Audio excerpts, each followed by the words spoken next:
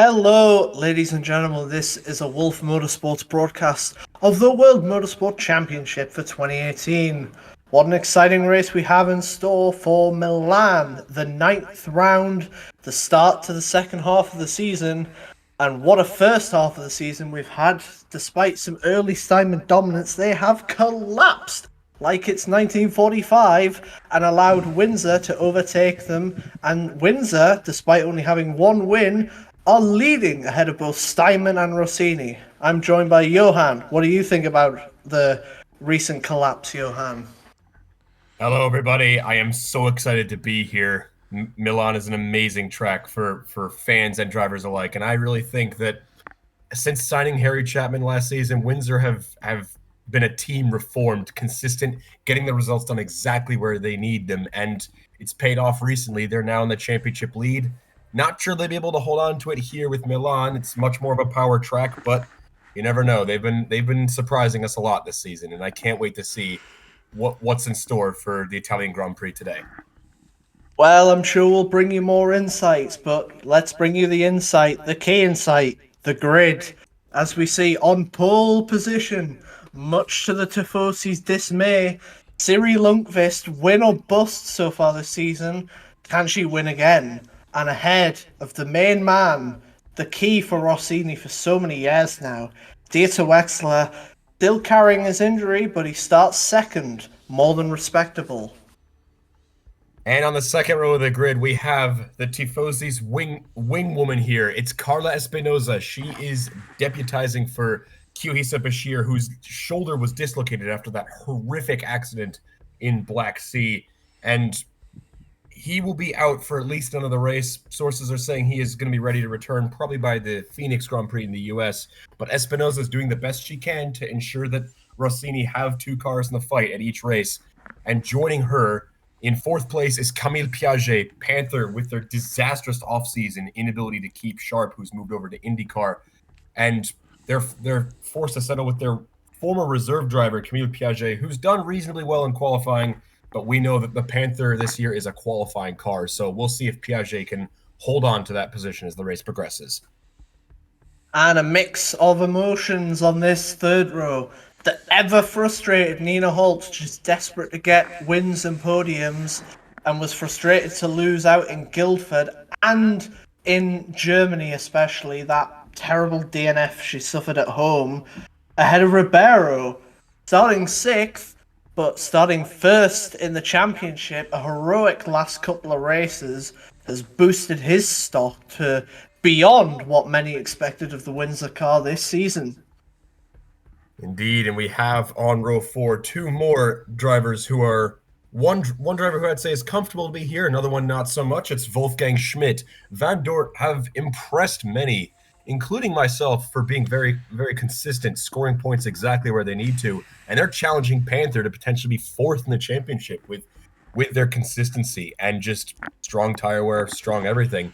I think they could be on for a good result today, but joining Wolfgang Schmidt in seventh is Harry Chapman in eighth. His move to Windsor has paid off very well so far. Sits fourth in the championship with a couple podiums. Eighth place, I don't think he'll be happy to qualify there, but we know the Windsor having some issues with the tire warming, so that's not too bad considering everything. And with the tricky conditions, we'll see if Harry Chapman's old wet supremacy can come alive again.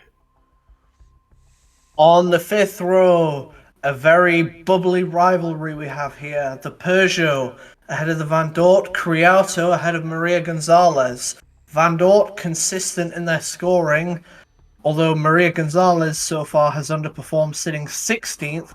And like today, one grid slot ahead is Henry Criato, 15th in the championship, looking to boost his team. And what is normally the strategic front row in row six, we have Rick de Graaf, the Flying Dutchman, in 11th place. He's done a great job with Thornton, brought them to 10th in the Drivers' Championship, and fighting with Leon Peugeot in the constructor standings. De Graaf doing a fantastic job for them, and we'll see what he can do with his wet weather supremacy. We've seen that before in several races, and I'm looking forward to see what he can do. And joining him is fierce rival Iker Vidal. There's been some rumors in the paddock that there is a special ingredient Vidal's race engineer is cooked up for this race. We'll see what that means. If I'm perfectly honest, that might be something to look at later on. On row 7, the saying for this row, if you aren't going forward in motorsport, you're going backwards. That's the case for Jens Bergman and Nilo Saarinen in the Catano and the Rosato. And in the 8th row, we have the other Catano driver, Nabil Vercruz. Catano really having a bit of a backward maneuver this season. Not a lot of points coming their way. And this grid starting position just is not what they're looking for. But with it having rained only an hour before this race, and it looks like it might rain again with the dark clouds that are coming in front of us, that could be an opportunity to get back into the points with what we saw at Guildford. But joining him in 16th is Asia Road's Sinong Jono Hamrun. Happy to be there, and Asia Road already focusing on next year's car after their strong showing last time. Lucia Flores stepping in for Frida Fischer. Respectable 17th. Couldn't quite make it out of Q2. Just made it out of Q1. But I'm sure she'll be happy to start in a reasonable position for another team that's fallen backwards recently. And she starts ahead of Aki Lipinen, who has underimpressed, I think is the right word. Did get that brilliant points finish in Russia, but apart from that, hasn't done much to speak of so far this season. Another driver that has done a lot to speak of is Maksat Harbuzi. He is fresh off at the British Grand Prix at Guildford, staying conservative, playing it right exactly where it mattered, and just finding the grip where no one else could, getting a brilliant 7th place finish and giving Asia Road Racing exactly what they need to just focus on next year's car and develop when they can, because now there's no fears of demoting back to the Asia Pacific Super Cup.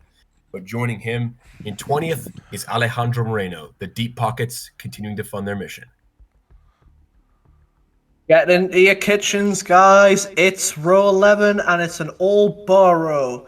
Get into your kitchens and get out the wooden spoons, because that's what they have been for the majority of this season. Entirely unimpressive on promotion and likely to go straight back down. And the back row of the grid. This is somewhere you never want to be. It is Freya Larsen, the lead driver for Milan, who had a couple of mistakes in her qualifying lap. Going to be disappointed that she qualified 23rd behind Aki Lipinen, but at the absolute back, the shock of qualifying, I mean, maybe not too shocking considering what we've seen, but it is Guillermo Almeida, the lead driver for Panther. They could not keep Zoe Sharp in the offseason, and with just 3 weeks left before the season started, they scrambled to hire Guillermo Almeida from Octane Racing in the Euro GP. And it just hasn't worked, I gotta say. He has really been inconsistent all over the place. And today is one of those situations, qualifying 24th, and he's got a mountain to climb to get back to the front. But with it raining and everyone on the intermediate tires in anticipation of that rain, it's not wet yet, but everybody's on the inters anticipating it. So it's time to get started for this monstrous slipstream fest of a race that is the Italian Grand Prix at Milan. The Tifosi will be hoping for Dieter Wexler to win, but it is 1 light, 2 lights, 3 lights, 4 lights, 5 lights, pause, and it's lights out, and away we go, and it's a brilliant start off the line for Siri Lundqvist, and already going side by side down into turn 1 for Carla Espinosa, Camille Piaget, Dieter Wexler holding on into 2nd place, an overtake from Maria Gonzalez in 9th over Henry Creato. So far, so good into turn 1. Nothing too crazy going on as Nilo Saarinen getting a good jump off the line, passing Jens Bergman for 13th place. Meanwhile, Rossini in 2nd and 3rd. Nina Holtz needs to get past Camille Piaget as soon as possible, but it's been a good start for Piaget holding on to that 4th place. I don't know if she can hold on to it for too long because Nina Holtz already pressuring her for 4th place. Not too much change in that first corner. People trying to just warm up their intermediate tires for when the rain hits. It's going to be important that they keep it on their optimum temperature, because if they're not at the right temperature, you'll be dropping miles down the grid. As speaking of, we already have a lockup from Alejandro Moreno, who is going to concede position to Guillermo Almeida in 20th position, and more overtakes for Nilo Saarinen up into 12th place. Another overtake, this time on Iker Vidal, and Esteban Ribeiro already barreling his way down the inside, trying to make a move on the championship favorites who have collapsed this season. It's Esteban Ribeiro, the championship leader, side by side down into turn one, but it is Lundqvist, Wexler, Espinosa, Piaget, and Esteban Ribeiro potentially in fifth. No, Holtz holds on to it. And Holtz is immediately attacking Piaget around the outside of Parabolica as we see Criado going off.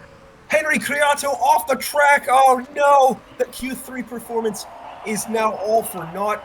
The rookie, he's shown amazing potential. That's why he's in the car now over Hustrup, but he's still got a lot to learn, I gotta say. And there's Harry Chapman trying to make a move on Wolfgang Schmidt. It is going to be 2 Windsors in the top 7. And they're going to look to pass Piaget, Ribeiro as the spray starting to ramp up. Almost 4 wide through the first Lesmo, but he gets the job done. That was a good move there by Ribeiro. It was a very, very strong move. And I gotta say, 3 wide from Holtz and just bravery at its absolute finest. There's Harry Chapman now trying to make a move on Camille Piaget. We said the Panthers a qualifying car, and we're seeing it here. Chapman looking this way and that way. Camille Piaget won't let him pass for now, but he is going to fake her out into turn 1. Chapman into 6th place. And Ribeiro's making moves too. Here he comes on Holtz again. And behind them, Piaget and Schmidt now battling. As we see Ribeiro with a dive bomb. And Piaget gets it back on Chapman. Oh, collision! Collision at the back. It's Guillermo Almeida. Oh my goodness, not again. Come on, buddy. Another disastrous race for Panthers' lead driver, and they are a 1-car team yet again. Has his par for the course. Let's see if he can get it back. Costa's going slowly. Why is Costa going slowly at the back? I believe he had damage from that collision as well. Oh, the Boas have both crashed into each other. And Almeida's off. Oh man. It's getting tricky out there now after what's happened there. Meanwhile, we have a fight for the lead down the inside. Can Dieter Wexler shape up a maneuver? No. Siri Lundqvist holds on to it. But Dieter Wexler has the slipstream from being behind her. Can he make a maneuver? Both Boas in for damage, by the way. A horrific weekend for them. Another poor weekend. I think at this point, if you can't get points, you're going to have to just prepare for winning the Asia Pacific Super Cup, because that's where it looks like they're going. There's Dieter Wexler going to try and dive bomb down the inside into the Lesmos. He's going to make it work. Dieter Wexler to the lead, and the crowd is going mad. As we see, Almeida did get, well, if he'd survived, would have got punished with 5 seconds from moving under braking, causing his own downfall. Another terrible weekend also for Panther, as we see Piaget is now 3 seconds off Holtz, still being harangued by Chapman and Schmidt. And meanwhile, there's Esteban Ribeiro passing Carla Espinosa, who is under pressure from Nina Holtz as well. Espinosa doesn't have a lot of experience in these high-pressure situations. She's holding her own so far in the wet, but we are seeing the absolute raw championship-winning potential of both Nina Holtz and Esteban Ribeiro coming to shine here. And there's Costa all the way down in 23rd, just got a 10-second time penalty for brake-checking Prachav Atia. We know that Ricardo Costa is under probation for causing a collision while under blue flag conditions. So this is not a good look, I gotta say, for Ricardo. He might have had more penalty points from that and could face a race ban soon. As here comes Holtz down this long straight, but here comes Espinosa back on Ribeiro down the inside, trying to make it 3 wide, and Espinosa wins it. Fantastic move, but look at the curves from Nina Holtz. They are 3 wide in the corner. Look out. Carla Espinosa defends it as well. Into 3rd place she goes. As we're seeing on the timing tower, Schmidt got past Piaget, who also got past Chapman. And but Chapman was trying to pass her as well. Couldn't quite do it, though. As meanwhile, we are seeing Iker Vidal getting passed by 2 cars at once. Nabil Cruz and Lucia Flores. It is now Rizzardo 11th and 14th with Kitano 12th and 13th. Side by side, Ribeiro and Espinosa. Ribeiro going to go around the outside to make the move work. Fantastic stuff by the championship leader.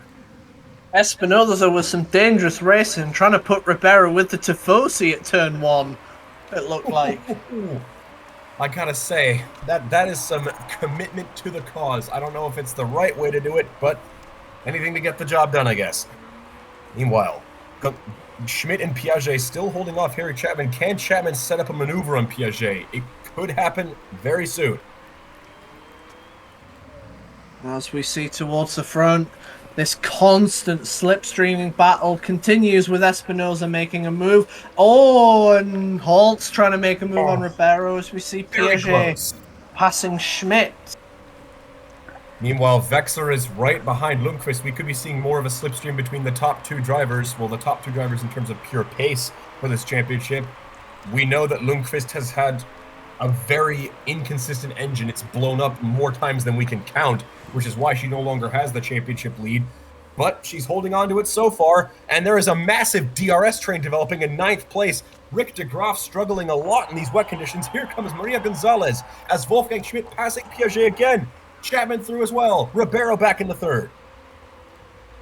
Meanwhile, the front two, Wexler has not made any decisive moves on Lundqvist. He knows that this track is very difficult to build a large lead without a significant pace advantage, so he's just sitting behind Lundqvist for the minute, is Dieter Wexler. Indeed, and we know that Dieter Wexler doesn't want to be too aggressive because he's got that bad back from that accident earlier on. It hasn't crippled him too badly, and he's trying to fight as hard as he can and not risk crashing, but he is fighting for the lead now as he had a look down the inside of Cyril Lundqvist. We missed it, but he just backed out of it, thought better of it. Is he going to try again into the Lesmos? It's time for the big right-handers, still in the slipstream. Can't quite get a move done. As we see this front two continuing to battle, we hear Espinosa locked up, giving Holt's possession. Another one! Two smoking of the tires, not good news. Has lost the slipstream entirely from Nina Holtz. That might be game over for her hopes of maintaining the podium. Meanwhile, de Graaf and Gonzalez fighting really hard for the final top 2 points positions. We're seeing Bergman and Cresto and the Rosatos fighting alongside Veracruz in the second Peugeot Vidal within a few seconds of each other. A mad little fight going on here for the lower points as we're seeing this rain shower ending, but round 2, ding ding ding, here we go. More rain coming indeed. We were thinking it might dry up, but no, there's another shower that just formed and it's about to pass over the circuit pretty soon. There's Jens Bergman trying to fight for 11th with Nilo Saarinen, and Schmidt and Chapman and Piaget still in a very fierce fight for 6th place, doing whatever they can. Around the outside, Jens Bergman into 11th place. Not even for points, and he's putting it all on the line here. And same with the top two, and Esteban Ribeiro doing a lot of course. We have another 3-wide overtake by Harry Chapman. Wow! Into 6th place he goes. And you could have believed Espinosa went 3 wide at that corner. She ran wide, although no one around her, so another silly mistake adding up to losing time for the second Rossini. I'm sure that Tifosi won't want her to get a main seat anytime soon, as what a move from Cresto in the Persia. A fantastic move into 11th place, doing what he can to get something in. We're hearing that his race engineer is saying, attack like your life depends on it. Criato creating opportunities for himself to try and get Gonzalez and de Graaf for more points. Indeed, and it seems Vexler's beginning to slip back a little bit.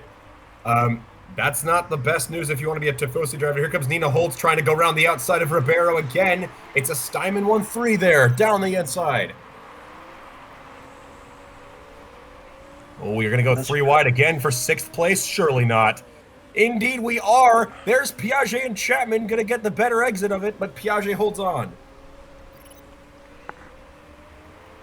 Well, she does for now, but Schmidt made an overtake on Chapman and looked to make it back on her, but Piaget, not rated too highly, but is the only Panther left, and she is holding it out for the outfit. I would say the slipstream is playing to her advantage because we know the Windsor is just supreme car and tire management, and underbraking Chapman doing everything he can to make a move again, but we know that the Windsor's just has the Panthers' number in dry conditions, but yeah, it's the slipstream is, I think, definitely helping Piaget out a little bit here as Henry Creato defending against 3 cars at once. Fantastic work by the rookie. As almost a third into the race, you've got to imagine who's going to go for it first. Obviously, the Boas came in for damage, but who else is going to go for it? because Yeah, I mean, especially at Milan, the yeah, overcut on inters and wet tires is really powerful. So you want to be going as long as possible, but you yeah. don't You want to want be to going too long.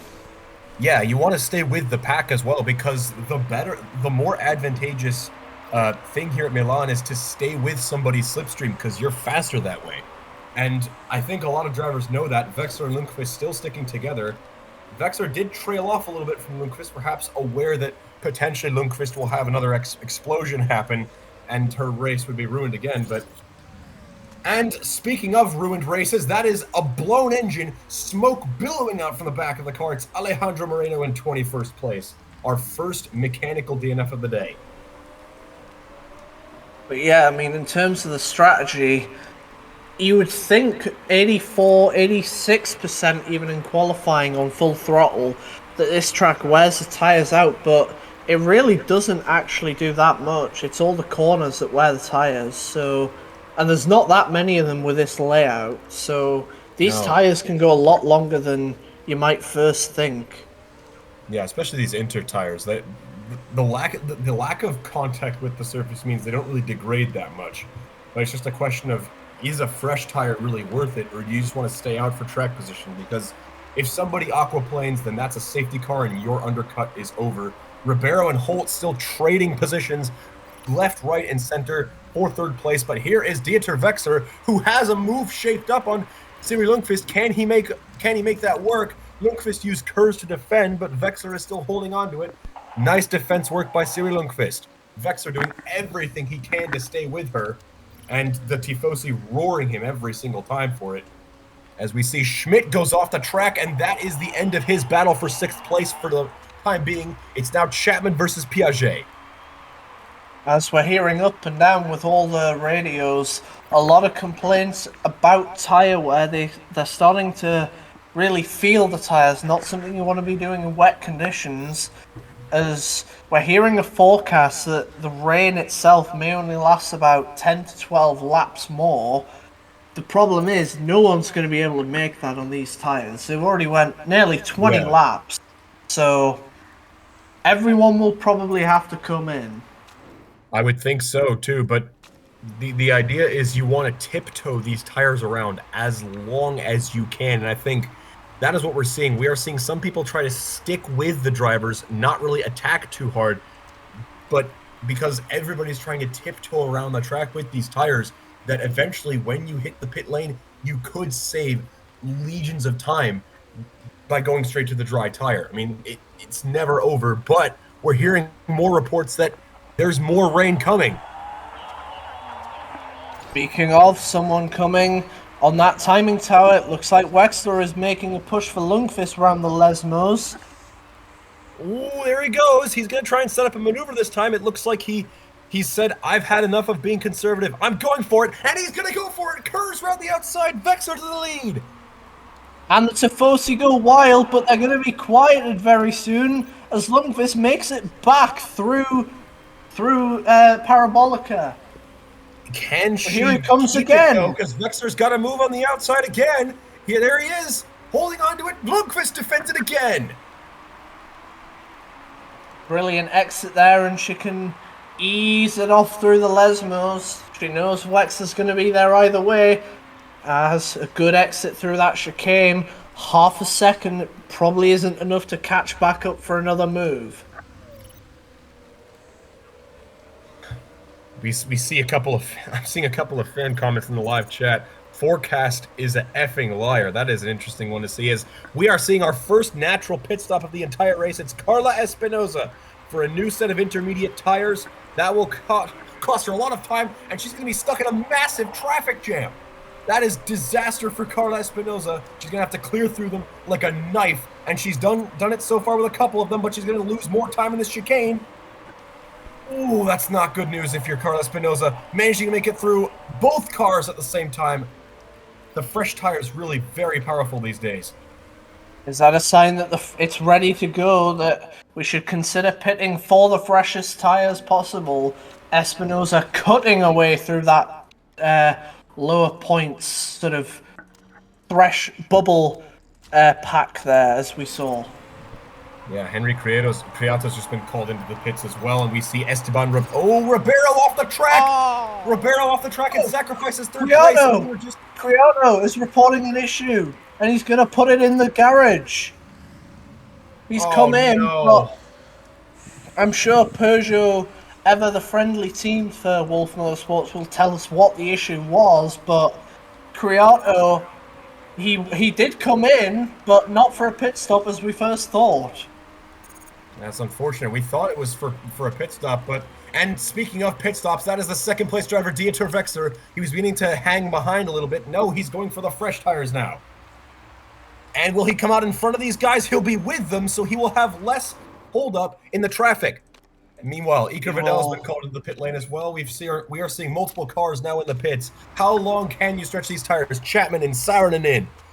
Wexler will have a slipstream on Schmidt and Piaget, which could actually help long term, as we're hearing Criato felt a rip in the suspension, and on pulling off the rear right tire, it ripped. Not a good thing for Peugeot to retire on.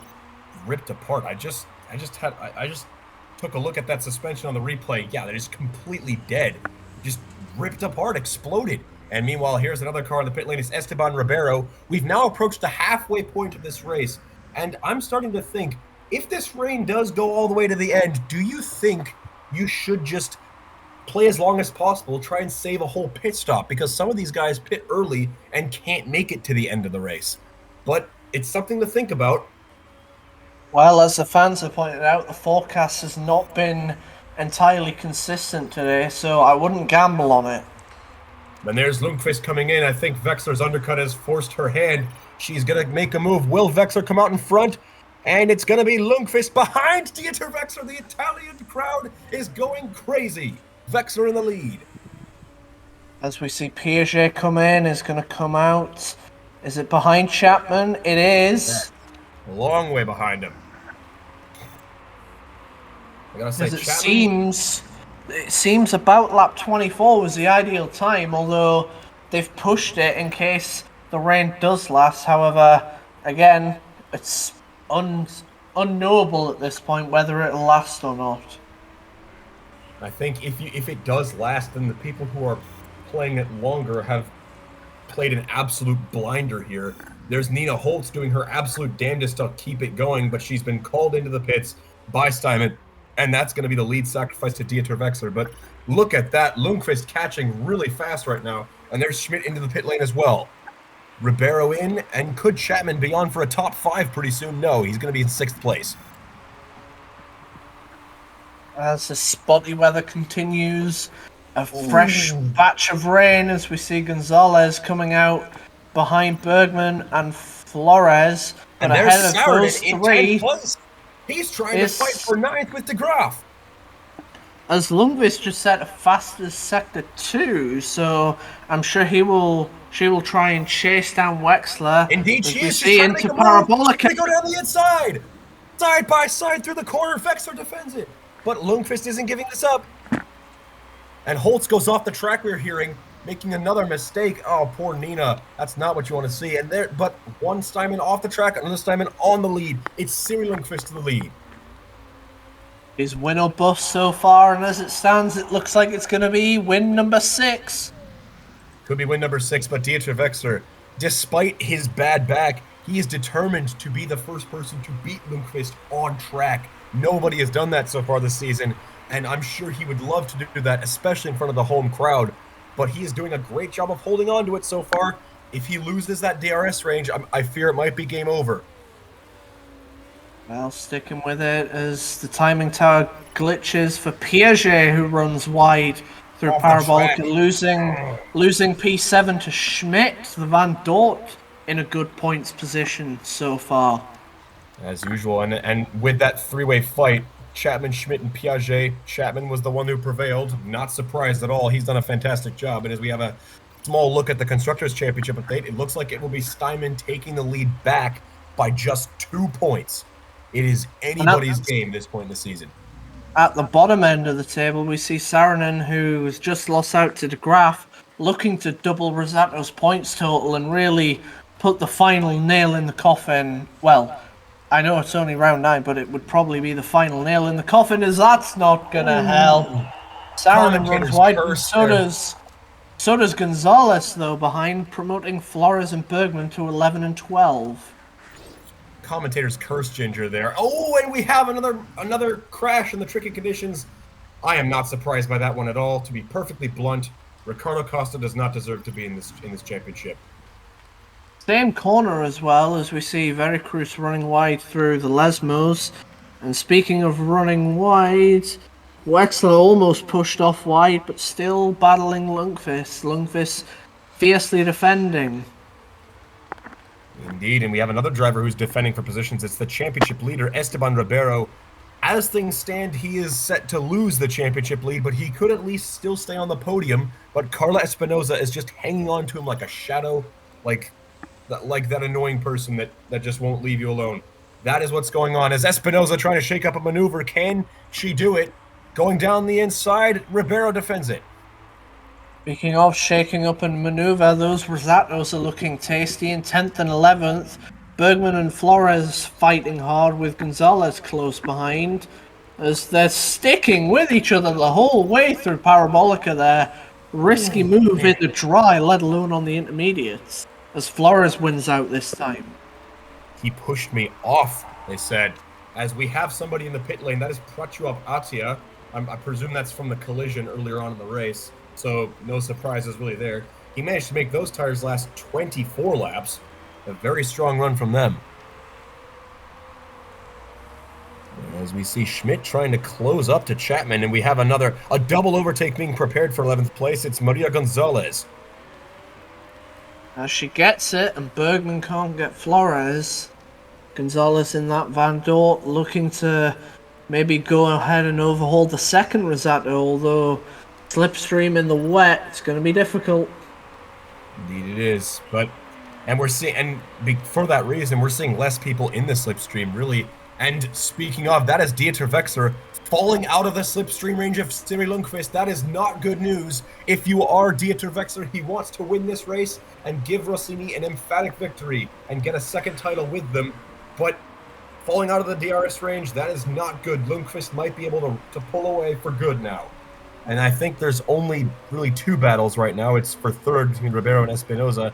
And the final point, Nilo Saarinen has fallen into the clutches of Gonzalez, Flores, and Bergman. And there's Espinoza passing for third. Yes, we see on the timing tower it's now 2-3 for Rossini, who of course are looking to still win both titles, and they will need all the points they can get, even from Espinoza, who not most highly rated, but is holding her own right now. Yeah, doing so far, yeah. The packaging of that Rossini just hasn't really worked out. I mean, they've got probably the best power figures of anybody. It's just so brittle. It's so brittle in terms of braking. So that's another reason why they've had some issues with the reliability. But I think they've brought in a couple of fixes at Guildford, and they've unleashed the full package at Milan. It's working so far, second and third. Meanwhile, Gonzalez has passed Saarinen for 10th. Can Saarinen fight back? As we see behind, Bergman and Flores also battling hard. Saarinen gets it, and so does Flores. Oh, man. Very close side by side. We are now with just 15 laps to go. The rain is looking unlikely to abate at this point unless there is a sudden blue sky patch coming up. Don't really see it out the window at the moment, but well, there's a possibility of it ending before the race is over, but I'm not sure people will want to put dry tires on. Well, we'll have to see. There's some careful maneuvering from Gonzalez. Ooh, it's sharp maneuvering there. Gives the Rosato the space and holds on for position as the other Rosato is overtaken by Bergman. As we see, Lundqvist is 2 seconds ahead. Ribeiro has got back by Espinoza, which I think that overtake actually puts not Ribeiro himself, but that puts Windsor. No, it does not. Quite. They're still 2 points shy of the lead, but the fact they're this close is just amazing for the season they've had, as we are hearing Iker Vidal having another lockup That's just really not what you want to see. Iker Vidal losing another position down to 18th place. Another bad weekend for the Peugeot team. Well, if it is a one-stop, you don't want to be locking up. You need all the tyre wear you can get, with 12 to go and closer to 13 for some. As we're seeing more patchy rain, we'll see how that affects things. But what I want to see right now is some good hard overtaking as Maria Gonzalez pushed to the inside. Man, they are just bumper to bumper on this one. That was a brilliant run down the straight, and Gonzalez was able to benefit off of that. Espinosa tried to pass back for third, wasn't able to hold on to it. As just pulling up the telemetry, they actually topped out at the same max speed to the very same kilometer per hour, but Gonzalez won by braking 0.06 seconds later. Such fine margins in racing. Speaking of outbreaking, that is Harry Chapman, who is really starting to struggle on those tires. These tires are graining significantly more than his previous ones were, and that is Wolfgang Schmidt moving into 6th. It's not what you want to see if you are a driver. And, another mistake from Sauron, and that might be game over for Rizzato's points hopes. Down into 13th he goes. Well, we've had 4 retirements. I don't want to speak another one into existence, but you never know as we see Espinosa's in. Espinosa's in. She couldn't make these tires work. She shredded her tires and she's had to come in. That puts her down to 7th, and it gives... Well, it actually makes the situation better for Steinman as Holtz gains 4 points, whereas Chapman only gains 2. Off the track again, but Rick de Graaf holds 9th place, and Saarinen off the track again! Down to 15th for Saarinen. He was 9th like 10 minutes ago. What? That's a bad run of form for him. Indeed, I hope his... I wouldn't want to hope it, but the rumors of him retiring would make sense. Oh, there's a run wide. It's Chapman. Those tires really starting to grain for him now, but it looks like these guys need to hold on to these tires to the end because it is wet to the end of this race. Some people might not be able to make it though. That's the more interesting question. Will Espinosa's decision to pit a second time work because she's got much fresher tires, won't have to worry about a puncture, and won't have to worry about a massive drop off in time either. This could work out for her still. As we see, Vexler has lost almost 5 seconds to Siri Lundqvist. Probably not going to win today, as we're hearing Rick de Graaf has retired. Oh no! A full miss. That is a retirement for Thornton. They were doing so well. He was doing great defending against that massive train. And that's going to be 9th place for Gonzalez. And Kitano into the points. 10th place for Jens Bergman. This is an opportunity of a lifetime for Rizzato to finally get points. And they might still be blocked out of it. Well, I don't want to say anything questionable, but I'm sure there will be extra scrutiny in the Thornton factory the following week. A double retirement for Thornton, killing another good chance for some solid points. As we see on the timing tower, Espinosa with those new tyres blitzing past Schmidt. Could she even get Holt with about 6 to go? Indeed, and there's still a possibility that Espinosa will pass Holtz, and there's Espinosa, fastest driver on track. In fact, purple first sector, 2 seconds a lap quicker. She could get 4th place, maybe even recover to get a podium on Ribeiro. But I think that would be a Herculean effort if she can do it. As the director has us sticking with this battle for the final point, Bergman and Flores swapping positions constantly. As we see Espinosa 1.3 faster. She will need to do that every lap or have Holtz make a mistake. Although 2 drivers who are not making mistakes right now is these two, Flores and Bergman. As we hear, Lundqvist did make a mistake from the lead. Is the pressure starting to build in the final sector of this race? With the last 3 laps, with the last 3 races being what they've been, mechanical DNF after mechanical DNF, it's been perfect race, a perfect season, just uprooted. And I just hope she at least doesn't let that get to her. And so far she hasn't, but that mistake is not what she needs. 4 seconds clear of Vexler. She can just coast to the end of the race. I'm sure she can probably make these tires work, but it's interesting to see how she will be able to make this work. As there's Bergman back into the final point. Flores immediately looking to turn it on, looking for a dive up the inside, and gets it back immediately. Back in a 10th, yes. As let's take a look at the tire graph, see who needs to pit. I think everybody's going to try and stretch this as long as they possibly can. Meanwhile, Espinosa's charge seems to have subsided after a couple of strong laps. Still 6 seconds with under 4 laps to go. And we are As hearing, we're hearing from the Peugeot radio garage. Yes, box, Vidal box. We want to check the magic. What could that possibly mean? Well, we'll see. I mean, it's worth it. They're not going to score points unless it's a NASCAR level pile up, so we may as well see what they can do.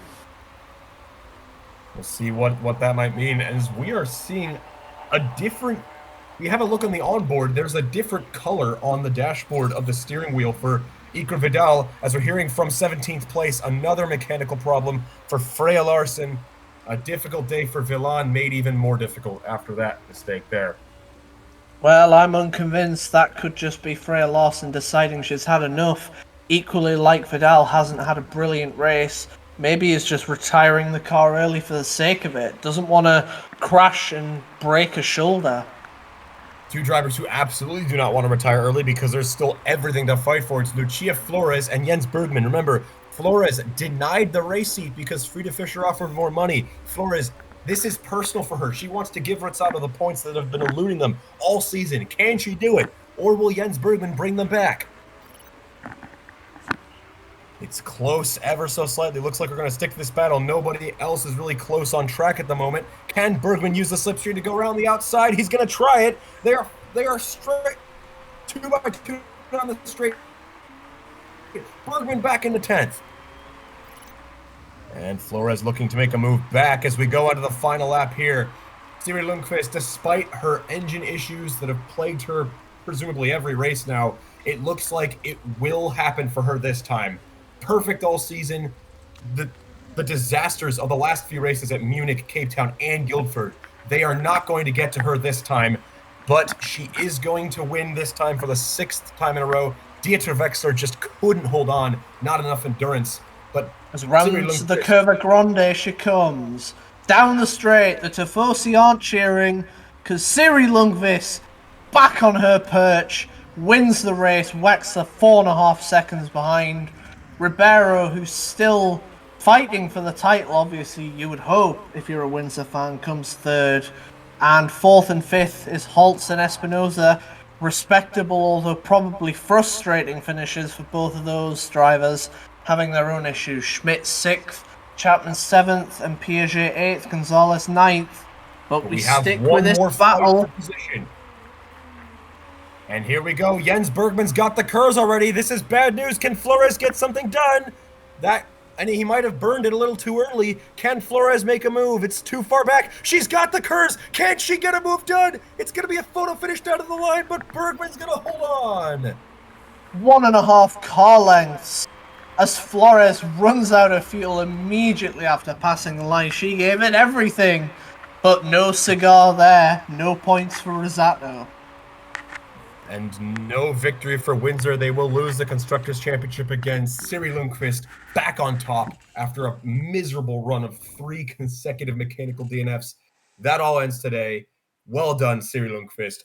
Fantastic battling with Dieter Wexler. And I gotta give a shout out to Dieter as well. Despite all of his injuries, he just can't really make the judgments that he can make the judgments that he can at full potential in dry conditions, but he held on for as long as he could, and 2nd place is worth it for how well he's done, and he could still win more later on this season. Well, an impressive race for Siri Lundqvist to bounce back to open this second half of the season, and yeah, I mean, It's not the fairy tale for Rossini. They need a fairy tale at this point to keep fighting. Quietly surprising amount of retirements, though, I must say. I think there was 6 retirements all in. So, Yes, several and only retirements 2 so far. crashes. Yeah, we didn't really have that many crashes, but the crashes that did happen, I fully expected. I mean, both of those drivers aren't very good for the World Motorsport Championship. I hope they find a seat elsewhere. As scrutineering is complete, there are no issues. Siri Lundqvist is your winner once again. Well done to Siri. Fantastic work from her. And she is going to retake the championship lead after Ribeiro could only manage P3.